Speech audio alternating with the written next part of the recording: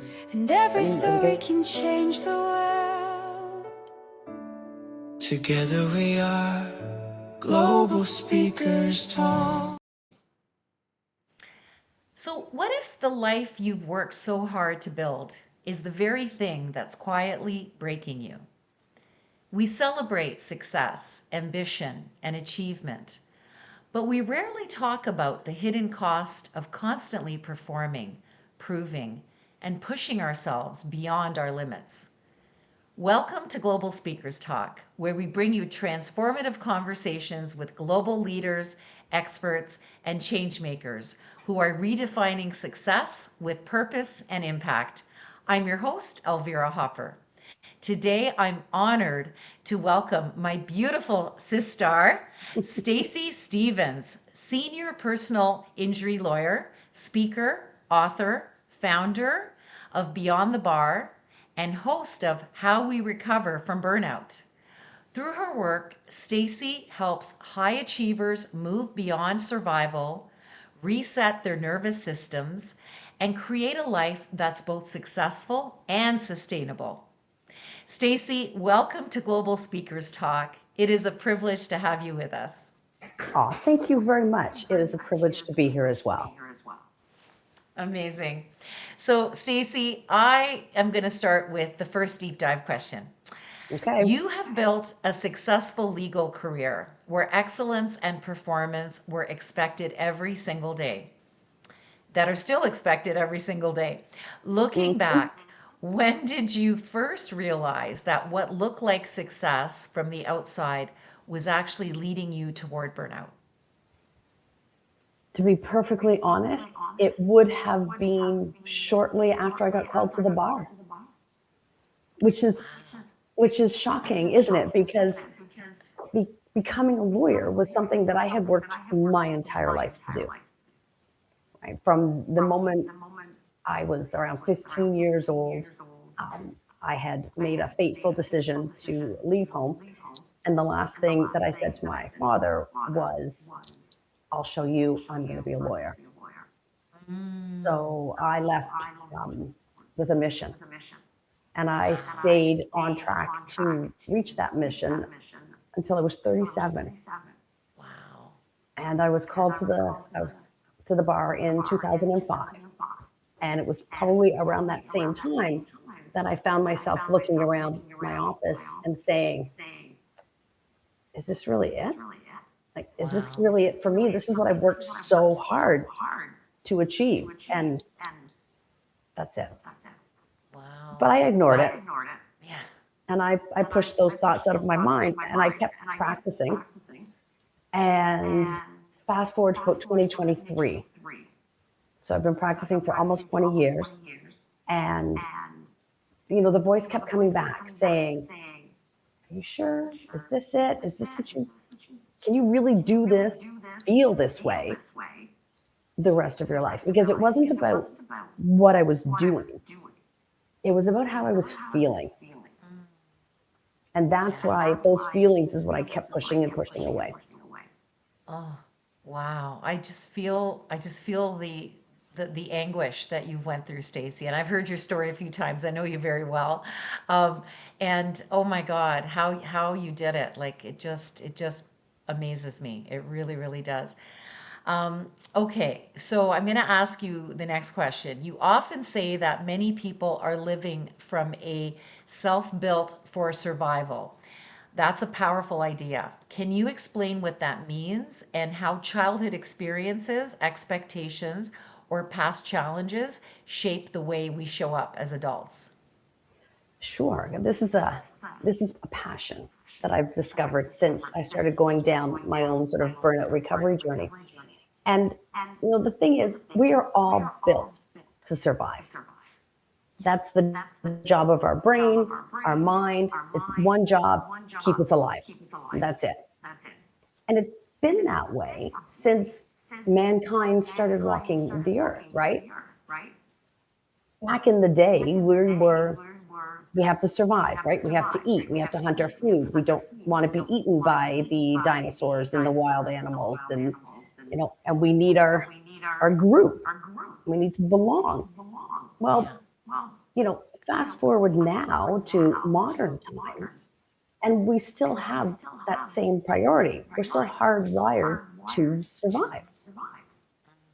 So what ends up happening is that when we're around the age of 7, 8, maybe a little bit older, we have enough language skills and enough cognitive skills to be able to start having experiences and asking ourselves, what does this mean about me? This all runs in our subconscious. It's not something that we're aware that we're doing. Plus, we've got behavior rules, right? We've got the good girl script, we've got the good boy script, we've got our family, cultural, societal influences and expectations. So Conditioning. Yeah. conditioning, right? It's our Yeah. conditioning. Yeah. And what ends up happening is that we have these rules, we learn what it means to obey, so to speak, and be rewarded, and to be disobedient children, and then to be punished. Yeah. So right away, our nervous system will go into an operation, a program that it runs. So when we are rewarded for our good behavior as children, we're happy. Everything's fine. But when we disobey and we get punished, our nervous system goes into fight, flight, freeze, and fawn. Yeah. Yeah, those four. And that is our threat response system that kicks in, Right. right? So our whole physiology is built for survival. Yeah. And so going back to when we were kids, we've got our scripts, we've got our behavior patterns. We're asking ourselves, what does this mean about me?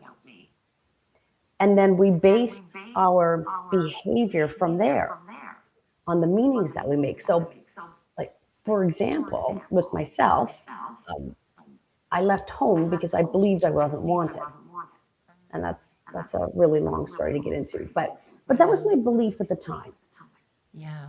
And I had met someone who figured that out about me and manipulated and used me and took advantage of me. And I ended up leaving home because of it.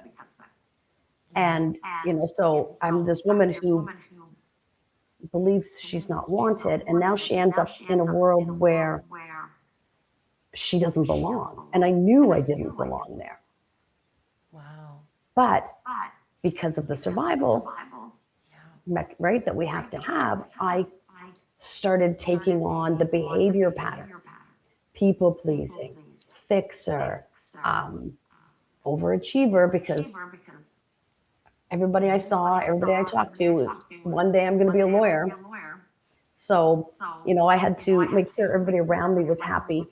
Everything was happy. Everything was good. Yeah. I had to read the room. I had to learn how to pick up on emotions, and then cater my behavior in response to the external. Yeah. Yeah. And it happens, like I said, it happens to all of us, Yeah. just at varying levels. I know that very well myself, Stacey. Yeah. Wow. Wow. That's incredible. Yeah. So you're built for survival. You explained it. Thank you so much. So the third question I want to ask you is burnout is often mistaken for simply being tired. From your experience, Stacey, what are the hidden signs of burnout that ambitious professionals tend to ignore until it's too late? Gosh, loss of drive. Loss of drive? Drive. Yes. Yes. Yes. Right? Got it. Like, we're all tired, right? Yeah. We're all tired. But, my grandmother used to call it like she was bone tired. That was her thing, right? She was, I'm bone tired today. And that's how I felt. Like, I was exhausted that no sleep could fix. Yeah. It didn't matter. Wow. I was frustrated, irritable. I had no joy. Like when I talk about loss of drive, it was really like joy. I had no joy in my life.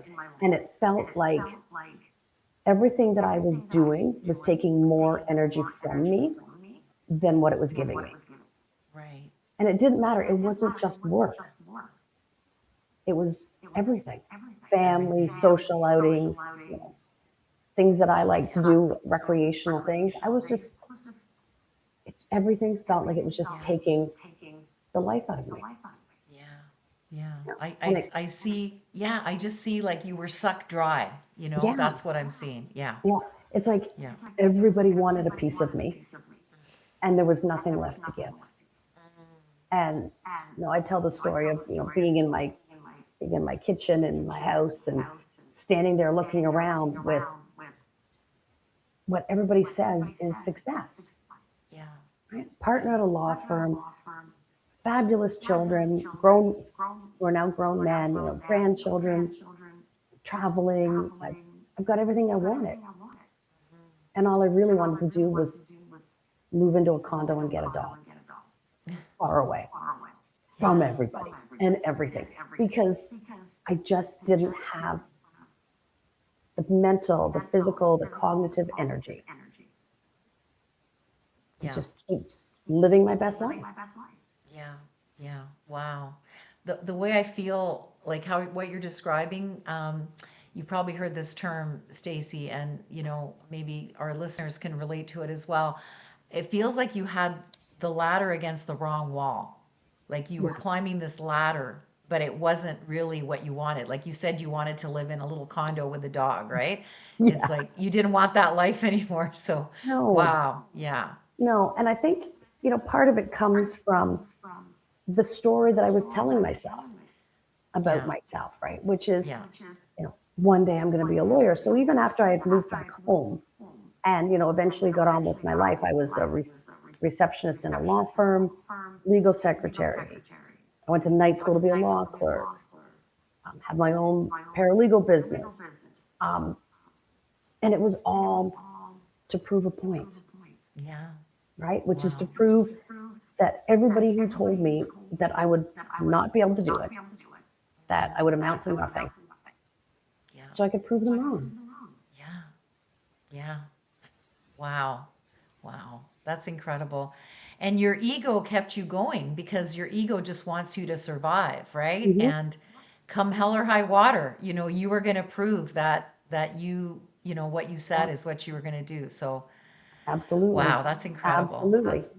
That's incredible.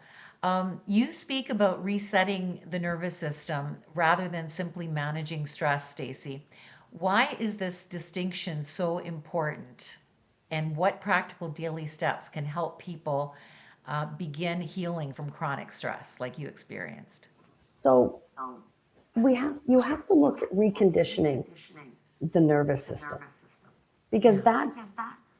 that's where everything lives, so to speak, right? So we have an experience, we have the external stimuli, we take it in, our nervous system automatically looks for the pattern, the behavior habit, that goes with it.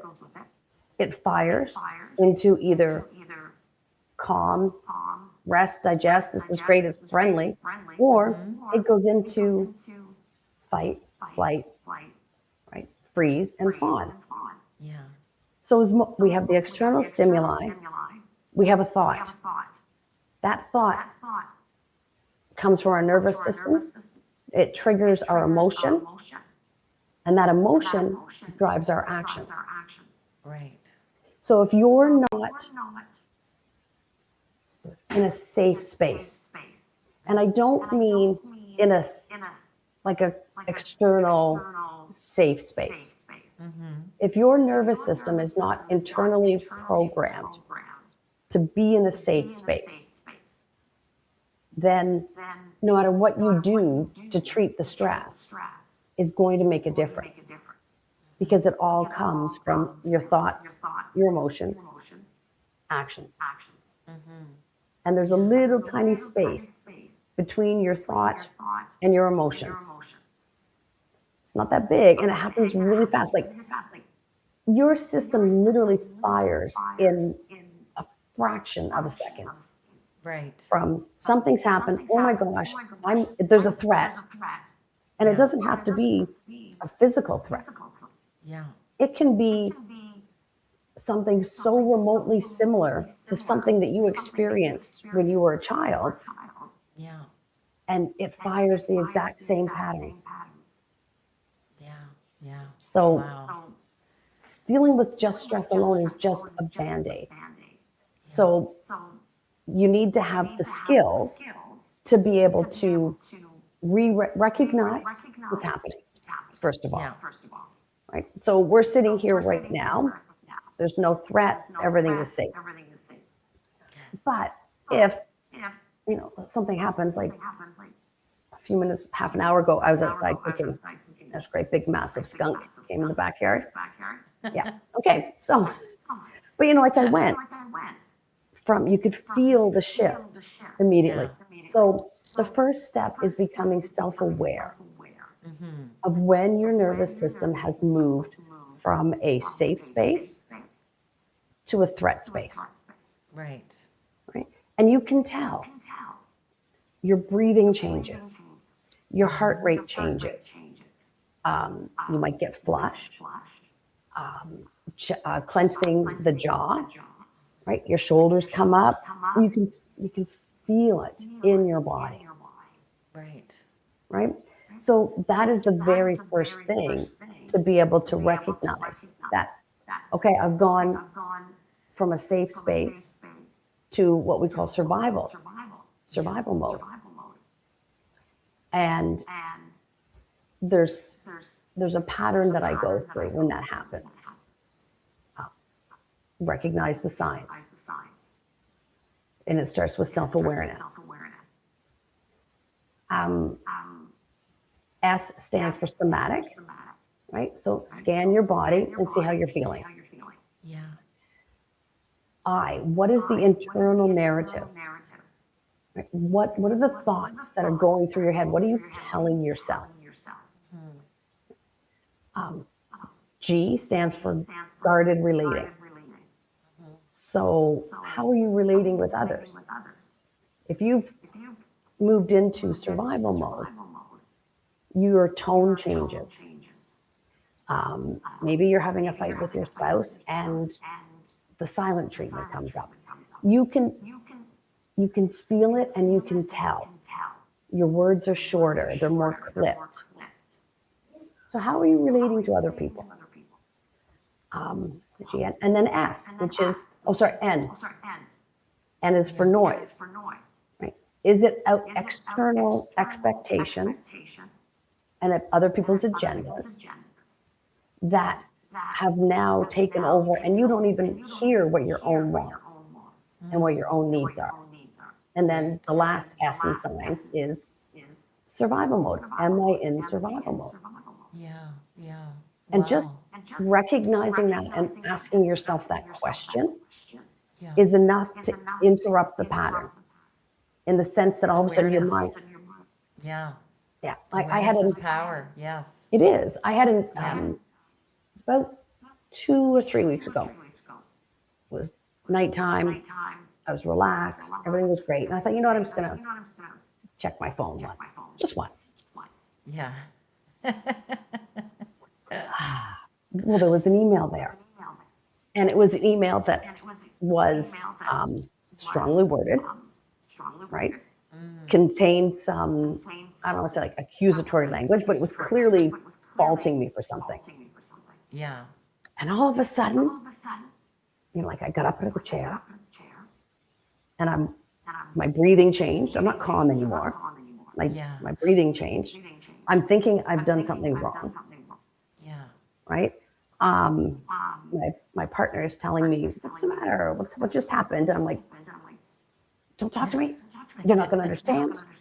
I have to deal with this right now. And the noise, right? Which is somebody else's expectations Yeah. that they put on me totally overrode what my needs were at the time, which was to be able to go to bed and be relaxed and get a good night's sleep. So sort of pacing a bit, and then I stopped. Am I in survival mode? Did a quick scan. I'm like, I am. So I went in the bathroom, closed the door, and I looked in the mirror, and I said, Stacey, you're safe. You are safe. Nothing has changed. Yeah. And I sort of reviewed it in my head, and I'm like, oh, you're right. Nothing has changed. And it put me back into that state, that relaxed state. Because the problem is, when we go into survival mode, our cortisol and our adrenaline floods our system, right? Our prefrontal cortex, judgment, logic, insight, it shuts down. And the amygdala, the emotional brain, comes in and takes over. So it's meant to be a short-lived circuit. Yeah. The problem for what I find with a lot of high-achieving professionals is that you're in this circuit all the time. And for women who are perimenopausal, menopausal, postmenopausal, we have enough changes in our levels of adrenaline and more so cortisol already. Yeah. And then you put yourself in a situation where it's not even a real threat, Yeah. right? It's like seeing you're at the office and there's somebody who maybe you don't get along with, maybe it's your boss, who you see, walking down the hallway towards you, Yeah. right? And you tighten up, right? It's, being called into a meeting that you're not expecting. Yeah. There are these little things. We used to worry about, being eaten by wild animals and freezing because we don't have a fire. But now it's rejection, it's failure, it's not belonging. Yeah. Yeah. Right? Wow. It's all of this stuff. So staying in a constant state of stress, survival mode, actually has a very significant physiological impact because of the cortisol that's running through our system. Yeah. Yeah. Wow. Yeah. Thank you for explaining that, Stacey. I'm sure a lot of people can recognize themselves in what you just shared. Yeah. So, one of your podcast themes, Stacey, is rewriting the stories we tell ourselves.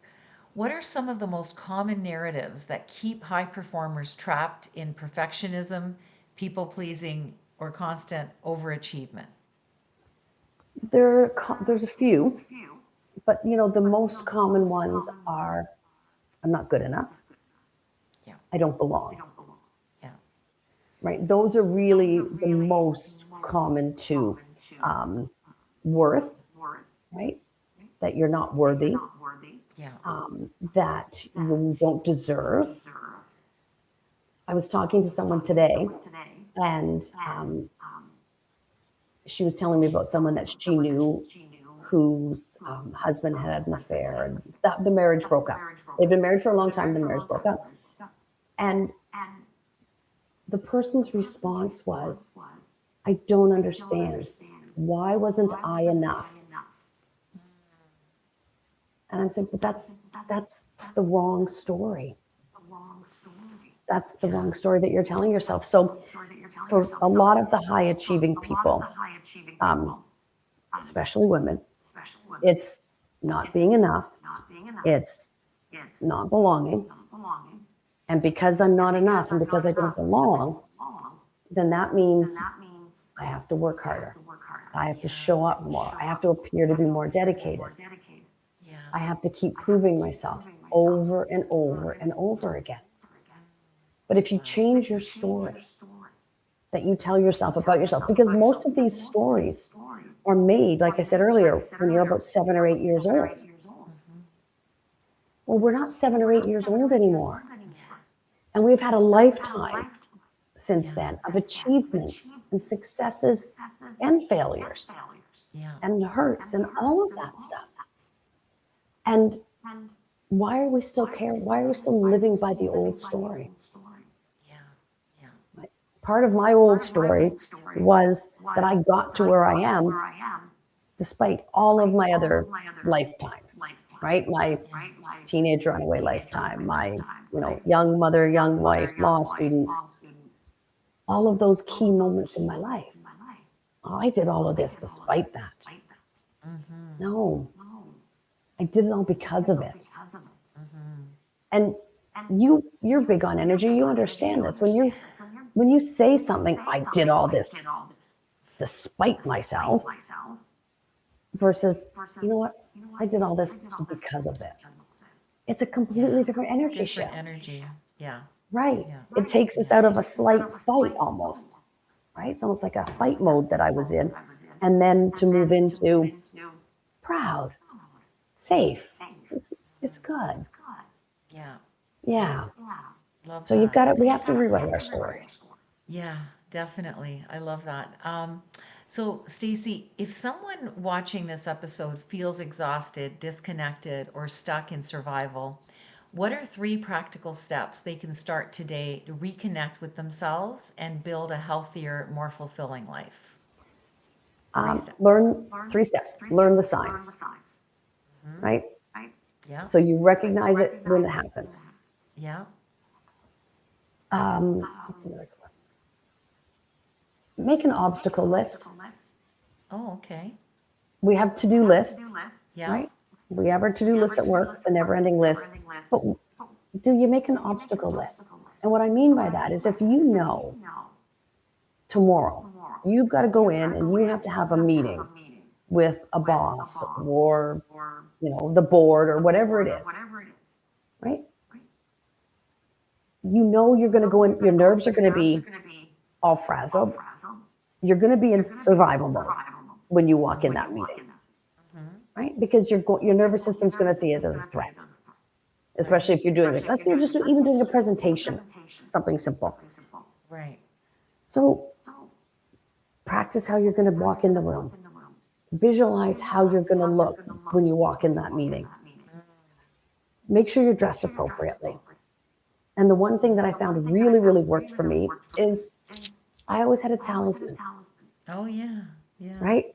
Whether it was my necklace, a certain bracelet, Yeah. but it was something that I could touch to remind myself that I'm safe. Yeah. Right? Yeah. So know the Grounding. signs. Yeah. Yeah. Grounding. Grounding. Know the Yeah. signs. Have an obstacle list, because chances are when you're entering into a situation where your nervous system's going to go into fight, flight, freeze, or fawn. Yeah. Yeah. What was the other one that I did? I used my bathroom mirror a Okay. lot. Yeah. I would get dry erase markers, which I still have them. And Yeah. when I was going through sort of looking at what my story was, I would write my new meanings on my bathroom mirror. So I would see them every day.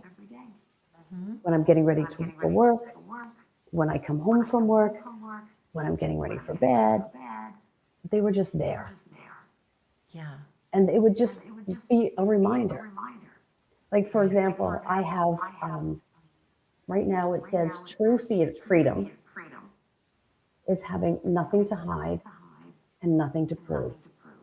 Oh, I love that. And Thank you. that is exactly where I am now. Yeah. Oh, Because I don't so have good, to Stacey. hide. Yes. I don't have to hide who I was And prove. or where I came Prove is from. such a low vibration, right? Right? Yeah. Exactly. Exactly. So good. So So good. it all starts. Where's our energy center? Yeah. It's all in our nervous system. Yeah. I love that. Oh, such wisdom to share with our listeners and viewers. All right, thank you for going diving deep with me. Okay, so now we're going to go do the 7 rapid fire questions. Okay, so just really short and simple. One word that describes the healthiest version of you. Today. Today? Today. Today. Okay, cool. Success or peace? Peace. Peace. Love that. One habit that protects your mental health.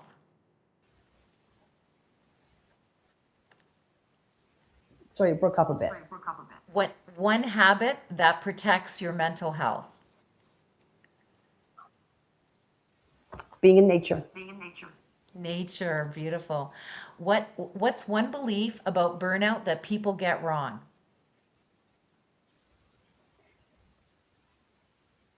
They don't have it. Okay. Or actually, I A changed lot my more answer. people have burnout than we realize, yes, than they realize. A Yeah. book everyone should read at least once. Oh, good gosh. The Alchemist. The Alchemist. Oh, I love that book. It was So either good. that or the Celestine Prophecy. Yes, that one's amazing too. Yes. One lesson your younger self needed to hear. One lesson my younger self needed to hear.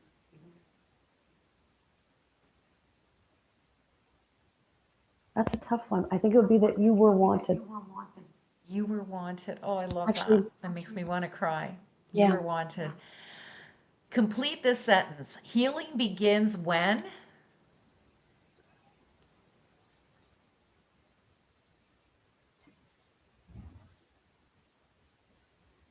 You accept you need it.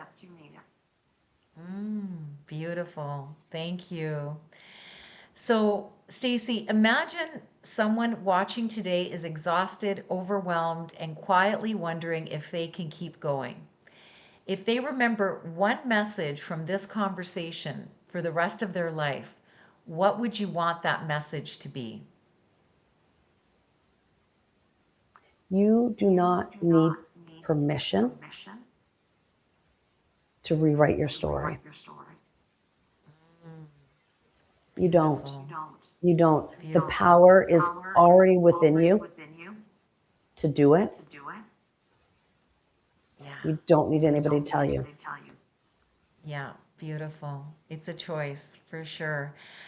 Oh, so good. So, Stacey, thank you. Thank you for sharing your honesty, your wisdom, and lived experience with our global audience live today. Today's conversation reminds us that true success isn't measured by how much we achieve, it's measured by how well we take care of ourselves while achieving it. When we heal our inner world, we lead better, live better, and create greater impact. To everyone watching, if this conversation spoke to you, don't let it end here. Share it with someone who may need to hear this message today. Subscribe to Global Speakers Talk and tell us your biggest takeaway in the comments. Every conversation has the power to change a life. I'm Elvira Hopper, and this is Global Speakers Talk. Until next time, keep growing, keep leading, and remember, your success should never come at the expense of your well-being. Thank you. Together we are Global Speakers Talk.